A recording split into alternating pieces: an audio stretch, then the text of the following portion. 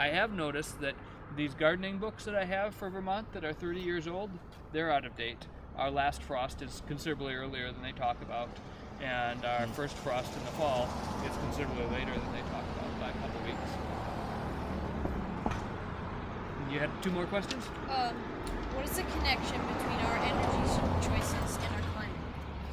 Well, our climate change is driven by fossil fuel emissions, amongst other things. That's pretty much the primary driver as far as human sources go.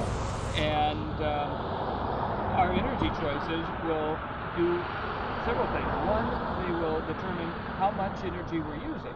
We can use a lot less energy and do the same things. A lot of kids get dropped off at school by their parents in cars, for example, and they could be walking or biking to school and building up healthier bodies in addition to not using the gasoline to take them to school.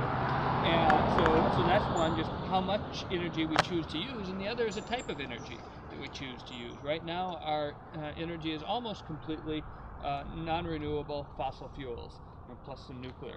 There's wind, there's solar out there, and there's hydro, there's biomass, but they're a very small proportion of our mix. As we dramatically increase the proportion of renewable energy in our mix, then we'll be making much less of an impact on the climate for that energy that we do use.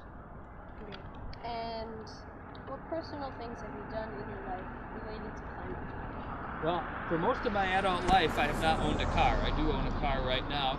Mostly it sits parked, and I use a bicycle around the local area, and even going as far as Plainfield and Waterbury for some work that I do there. So that's one of the things I do.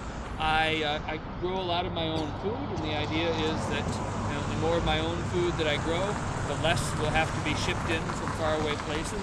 I put my food up in a root cellar so that during the winter I won't have to be importing food from faraway places. And I try to buy food from local farmers for the food that I do buy outside the home. So again, it won't be brought in from faraway places. Plus, we renovated our home 6 years ago and dramatically insulated it, so we use almost no fossil fuels for hot water or heating the place right now. It's almost entirely heated by solar and wood, and we put on solar electric panels on our barn so that more than half of our electricity comes from the sun. Okay, thank you. You bet.